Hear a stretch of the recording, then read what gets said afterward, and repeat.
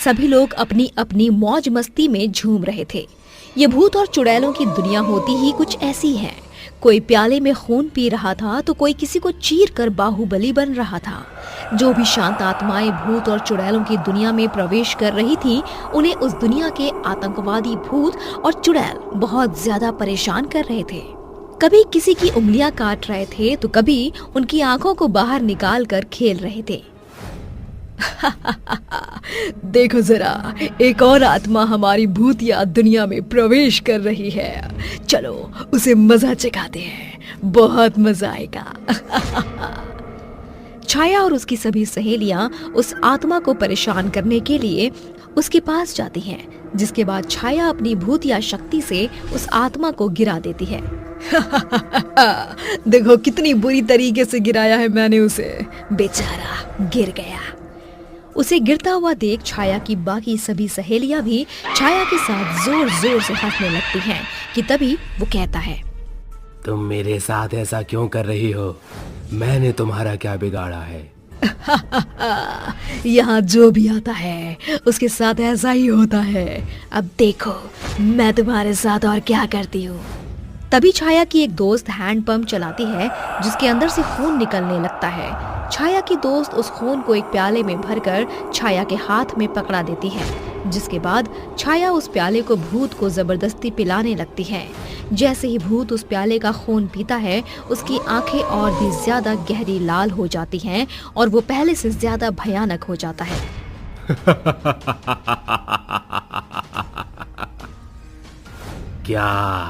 ये क्या पिलाया है तुमने? मुझे इसको पीते ही मेरे शरीर में ऐसे करंट दौड़ रहा है जैसे मानो 440 वोल्ट मुझे लग गया हो। बहुत आनंद आ रहा है।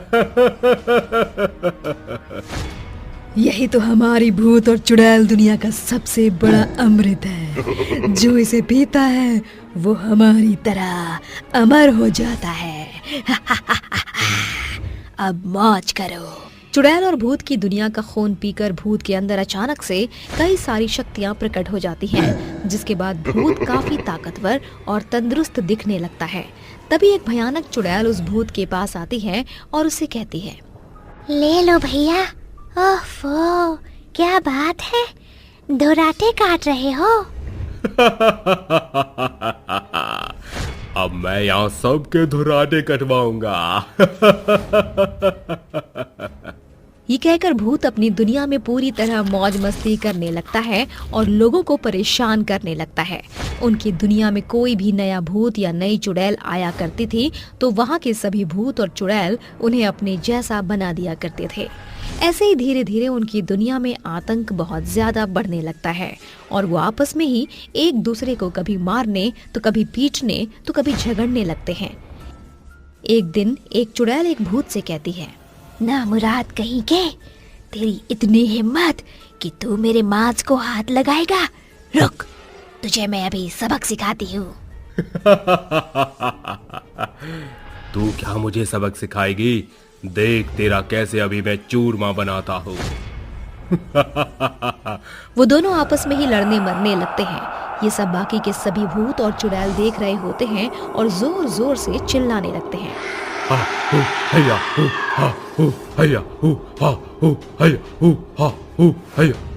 ऐसे ही धीरे धीरे वो लोग आपस में ही बहुत ज्यादा लड़ाई करने लगते हैं, जिसके बाद वहाँ के सभी भूत और चुड़ैल आपस में ही एक साथ लड़ने लगते हैं, जैसे मानो पूरी भूतिया दुनिया में भूत और चुड़ैलों की जंग छिड़ गई हो।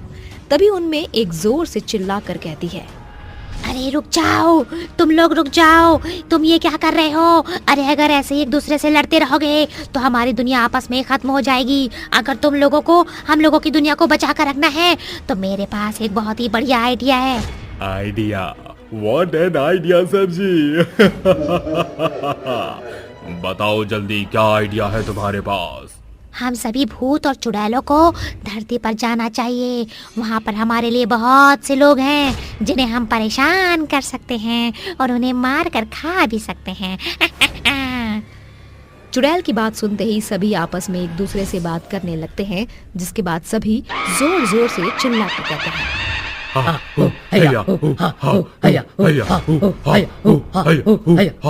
हम सभी धरती पर जाने के लिए तैयार हैं। हमें तुम्हारा आइडिया बहुत पसंद आया है। अब हम धरती पर जाकर मनुष्यों को परेशान करेंगे और उनका खून पीकर राटे काटेंगे। भूत की बात सुनकर उनके दुनिया के सभी भूत और चुड़ैल धरती पर जाने के लिए निकल जाते हैं। जैसे ही वो धरती पर पहुंचते हैं, उन्हें एक गांव दिखाई देता है जहां कई सारे लोग अपने अपने कामों में लगे होते हैं। जिसके बाद भूत और चुड़ैल उन सभी के ऊपर एकदम से हमला बोल देते हैं। हे भगवान, ये सब क्या हो रहा है? आखिर ये भूत और चुड़ैल आए कहाँ से हैं? अब हम लोगों का क्या होगा? कौन बचाएगा हमें? भागो रे, भागो भागो, अपनी जान बचाकर भागो। तभी एक भूत रामदास को उठाता है और उसे हवा में उछालकर सीधा अपने मुंह में निगल जाता है और जोर जोर से दहाड़ने लगता है। कतई दुर्राटेदार स्वाद है इन लोगों का, बहुत मजा आ रहा है। किसी को नहीं छोड़ूंगा, सबको खा जाऊंगा। तभी एक गायत्री नाम की घायल लड़की अपने पति राम से कहती है,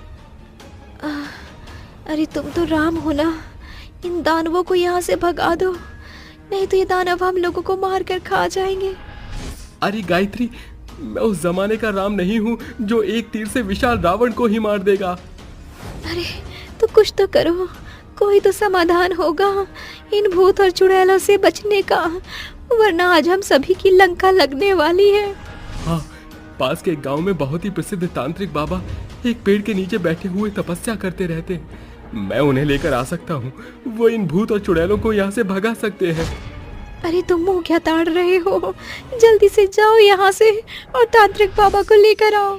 तभी राम पास में पड़ी साइकिल उठाता है और उसे चलाता हुआ दूसरे गांव में ले जाता है। जैसे ही वो तांत्रिक बाबा के पास पहुंचता है, वो अपनी साइकिल एक तरफ फेंकता है और उनसे जल्दी से जाकर कहता है, बाबा बाबा मेरी मदद करो, हमारे गांव में बहुत सारे चुड़ैल और भूत आ गए हैं और उन्होंने हम सभी पर हमला बोल दिया है। उन्हें हमारे गांव से भगा दो बाबा, वरना वो हमारे गांव का सर्वनाश कर देंगे। राम की बात सुनने के बाद तांत्रिक बाबा उसके साथ उसके गांव जाने के लिए तैयार हो जाते हैं। जिसके बाद राम तांत्रिक बाबा को अपनी साइकिल पर बैठाता है और अपने गांव ले आता है। जैसे ही तांत्रिक बाबा चुड़ैल और भूतों को देखते हैं तो वो तुरंत अपने मन ही मन एक मंत्र का जाप करते हैं। जटाटवी गलज्जल प्रवाह पावित स्थले कलोवतम लंब्यम भुजंगतुम मलाक्यम डमन डमन डमन निनाद वर्डमुन्य चकार टंद कांडगम तनोतना शिवा शिवम। बाबा के मंत्र को सुनते ही सभी भूत और चुड़ैल तड़पने लगते हैं और एक साथ इकट्ठे हो जाते हैं। जिसके बाद वो तांत्रिक बाबा से चिल्लाते हुए कहते हैं, ये क्या कर रहा है तू? तांत्रिक, तुझे अपनी जान प्यारी नहीं है क्या? मरना चाहता है तो बता दे। तुम लोग ये क्या कर रहे हो? तुम अपनी दुनिया से यहाँ क्यों आए हो? क्यों इन लोगों को परेशान कर रहे हो? हम अपनी दुनिया में बोर हो गए थे, इसलिए सोचा कि धरती के लोगों को परेशान कर ले। बहुत परेशान कर लिया तुम लोगों ने इन गांव वालों को, अब तुम्हें इसका सबक मिलना बहुत जरूरी है। ये कहकर तांत्रिक बाबा अपने मन ही मन एक मंत्र का उपचार करते हैं और उसके बाद वहाँ मौजूद सभी भूत और चुड़ैलों के नाम की आहुति दे देते हैं। जिसके बाद वहाँ मौजूद सभी भूत और चुड़ैल अपने आप आग की चपेट में जलकर राख हो जाते हैं। केरल में बसे कोलम समुद्र तट के किनारे अनेकों लोगों का व्यवसाय था। उसी समुद्र तट के किनारे अशोक नाम का एक युवक भी समुद्री मछलियां बेचता था और उसकी पत्नी दिव्या भी लोगों को नारियल पानी पिलाती थी। शाम होने पर दोनों पति पत्नी एक साथ घर जाया करते थे। आज भी शाम होते ही अशोक कहता है, दिव्या जल्दी करो, देखो समुद्र तट एकदम सुनसान हो गया है, सूरज भी डूबने वाला है। अरे इन बची हुई मछलियों को भी भरिए, तभी तो यहाँ से रवाना होंगे। दोनों बची हुई मछलियों को भरने लगते हैं। तभी एक टोकरी समुद्र की लहरों के साथ बहती हुई किनारे पर आकर रुकती है, जिसे देखकर दिव्या कहती है, अशोक वो देखो, कोई टोकरी बहती हुई यहाँ आ गई है। चलो देखते हैं आखिर उस टोकरी में है क्या। दोनों दौड़ते हुए जैसे ही उस टोकरी के पास आते हैं तो वो देखते हैं कि टोकरी के अंदर एक नवजात बच्चा लाल कपड़े में लिपटा हुआ था और उसके साथ एक चिट्ठी उसमें पड़ी थी, जिसे देखकर वो कहते हैं, अशोक देखो, बच्चे के बगल में एक चिट्ठी पड़ी है, पर हम दोनों ही निरक्षर हैं, इसे पढ़ेंगे कैसे? मैं थोड़ी बहुत हिंदी तो पढ़ ही लेता हूँ, कोशिश करता हूँ। अशोक चिट्ठी खोलकर शब्दों को जोड़कर पढ़ने लगता है। जिसमें लिखा होता है, जो कोई भी इस चिट्ठी को पढ़ रहा है उससे मेरी गुजारिश है कि इस बच्चे को अपना समझकर रख लें। कोलम समंदर के किनारे से 10 किलोमीटर अंदर एक बड़े से पत्थर के नीचे गहरे समंदर में एक गुफा है, जिसके अंदर एक बड़े से आकार के सीप में सोने के सिक्के भरे पड़े हैं, पर गुफा के बाहर एक समुद्री दानव द्वारपाल बनकर उन सीपों की रखवाली करता है। लेकिन जैसे ही तुम उसके आगे सितारा मछली फेंकोगे वो उसे खाने लगेगा। जिस घड़ी वो उसे खाए तुम उस सीपों से सोने के सिक्कों को भर लेना, पर याद रहे उस दानव को एक ही सितारा मछली खिलाना। भगवान की यही मर्जी है कि हम इस बच्चे को पाल लें। इसका मिलना तय था, इसीलिए उन्होंने हमें अब तक बेऔलाद रखा। इस बच्चे का भविष्य इस चिट्ठी की सच्चाई पर टिका है। अगर ये सच निकला तो हम इसे पालेंगे। फिर देर किस बात की है? जल्दी से सितारा मछली निकाल कर चलो, चलते हैं। अशोक जल्दी से एक मछली निकालकर किनारे खड़े नाव पर सवार होकर चल पड़ता है और कहता है, दिव्या, मेरे आने तक यहीं मेरा इंतजार करना।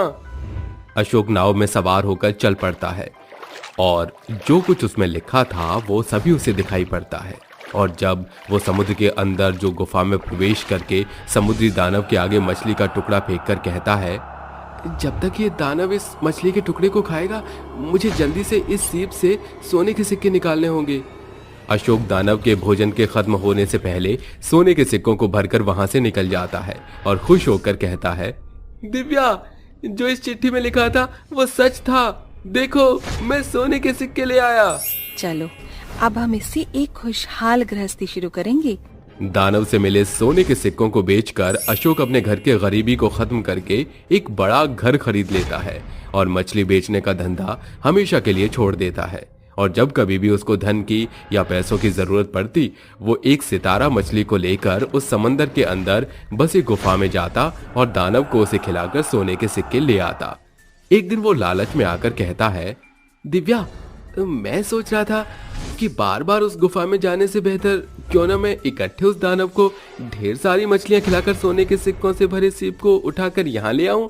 पागल मत बनो। उस चिट्ठी में साफ साफ लिखा था कि उस सोने के सिक्के देने वाले दानव को एक से ज्यादा मछलियां नहीं देना है। क्या पता उस चिट्ठी वाले ने ऐसा जानबूझकर लिखा हो। मैं जा रहा हूँ। लालच में घिरा अशोक अपनी पत्नी दिव्या की बात को अनसुना करके ढेर सारी सितारा मछलियां लेकर समुद्री दानव के पास पहुंचता है, जहां दानव उस पर बौखलाकर झपट पड़ता है और कहता है, तूने नियम का उल्लंघन करके अच्छा नहीं किया। अब तुझे सोने के सिक्के नहीं बल्कि मौत मिलेगी। सोने के सिक्के पाने की लालच में अशोक को दानव के हाथों बुरी मौत मरना पड़ता है, जिसके बाद दिव्या अपने बेटे मयंक को अकेले पाल पोस कर बड़ा करती है। अब मयंक 21 बरस का हो चुका था और आज उसकी शादी का दिन था। तभी वो अपनी माँ से आकर पूछता है, माँ, आज मेरी जिंदगी का इतना अहम दिन है, आज तो मुझे बता दो कि पिताजी कहाँ हैं। बेटा, मैं मजबूर हूँ, मैं तुझे ये सच नहीं बता सकती। माँ, आपको आपके बेटे की कसम, आज मुझे सब कुछ बताइए और ये सोने के सिक्कों के पीछे का रहस्य भी। आखिर सोने के सिक्के आते कहाँ से हैं? ये क्या कह दिया तूने? ये सोने के सिक्के एक दानव की देन है। माँ, इन सोने के सिक्कों और दानव के पीछे का पूरा माजरा क्या है? मयंक के पूछने पर उसकी माँ दिव्या उसको शुरू से लेकर सारी बात बता देती है और रोते हुए कहती है, तेरे पिताजी ने लालच में आकर बहुत बड़ी भूल की, जिसकी कीमत उन्हें अपनी जान देकर चुकानी पड़ी। अब तू ही मेरे जीने का इकलौता सहारा है, मैं तुझे खोना नहीं चाहती। सच जानकर मयंक को बड़ा धक्का लगता है, फिर भी वो कदम बढ़ाकर अपनी शादी संपन्न करता है और अपनी माँ की कसम के कारण वो उस राज को भुला देता है। पर होनी को कुछ और ही मंजूर था। एक दिन उसकी पत्नी स्वाति उसे भड़कते हुए कहती है, देखो जी, मैं अब तुम्हारी माँ के साथ और नहीं रहना चाहती, और इस टूटे फूटे घर में तो बिल्कुल भी नहीं। या तो अपनी माँ को हमसे अलग कर दो, या हमारे लिए ऐसा बड़ा सा घर खरीदो जहाँ मुझे इनकी सूरत कम से कम दिखे। मयंक अपनी माँ को खोना नहीं चाहता था, इसलिए वो दूसरा रास्ता चुनता है और कहता है, माँ मुझे माफ कर देना, आज मुझे तुम्हारे लिए ही तुम्हारी कसम को तोड़ना पड़ रहा है, क्योंकि मैं तुम्हें खुद से अलग नहीं करना चाहता। इस कठिन समय पर मुझे उस दानव की मदद चाहिए। ये कहकर मयंक ढेर सारी मछलियों को एक पोटली में बांधकर समुद्र किनारे खड़े नाव में सवार होकर गुफा के अंदर प्रवेश करता है और दानव के आगे उन सभी मछलियों को फेंक देता है कि दानव दहाड़ते हुए कहता है, तुझे स्मरण नहीं क्या? तूने मेरे आगे जो एक से ज्यादा मछलियां फेंकी हैं, उसके लिए तुझे मौत की सजा मिलेगी। अपनी जन्नी से अलग होने से अच्छा तुम एक दानव के हाथों मारा जाऊं। क्या तात्पर्य है तुम्हारा? मुझे मेरी माँ ने बताया था कि मैं उन्हें इसी समंदर से लहरों के साथ बहता हुआ मिला था, फिर भी मुझे उन्होंने पाला। ये सुनकर उस दानव की आंखों में आंसू आ जाते हैं और वो बोल पड़ता है, आज मेरी तपस्या सफल हो गई, क्योंकि तुम इंसानी भावनाओं में पूरी रीति से ढल गए हो। मैं यही चाहता था। क्या मतलब? दरअसल तुम मेरा ही अंश हो। मैं नहीं चाहता था कि तुम मुझ जैसा एक दानव बनकर ऐसा जीवन व्यतीत करो, इसलिए मैंने ही तुम्हें समंदर से बहा दिया था। पर आपने मेरे पिताजी को क्यों मारा? क्योंकि वो जरूरत से ज्यादा लालची और स्वार्थी हो गया था। मेरी सहायता कीजिए, मुझे आपके सोने के सिक्कों की जरूरत है। जाओ और जल्दी जाकर जितने सोने के सिक्के भर सकते हो भर लो, क्योंकि जैसे ही समंदर की लहरें शांत होंगी, ये द्वार सदा के लिए बंद हो जाएगा और मेरे अंदर फिर से एक जंगली दानव की रूह पनप उठेगी और शायद मैं तुम्हें भी न पहचानूं। मयंक जल्दी जल्दी सोने के सिक्के को भरने लगता है और गुफा के द्वार बंद होने से पहले वो बाहर निकल पड़ता है। तभी वो दानव उससे आखिरी शब्द कहता है, मयंक, मुफ्त के धन के पीछे फिर कभी न भागना, क्योंकि इसमें बहुत जोखिम होता है, इसलिए अपने परिवार पर भरोसा रखना। दानव की बातें उसको सीख दे जाती हैं, जिसके बाद मयंक सिर्फ अपनी मेहनत पर भरोसा करने लगा था। किशनगढ़ गांव के पास एक डरावनी खंडहर की गुफा थी, जहां रात में चील और उल्लू उड़ रहे होते हैं। उस गुफा में बहुत सारी चुड़ैलों की टोलियां रहती थी। वहां की सरदारनी यामिनी चुड़ैल बहुत जालिम और भयंकर थी, जिसने कभी किसी पर रहम नहीं खाया। तभी वो अपनी सारी चुड़ैलों से कहती है, आज तुम्हारी सरदारनी यामिनी तुमसे कुछ कहना चाहती है। मेरा एक मकसद है, उस मकसद को तुम्हें पूरा करना होगा। बताइए सरदारनी, क्या मकसद है आपका?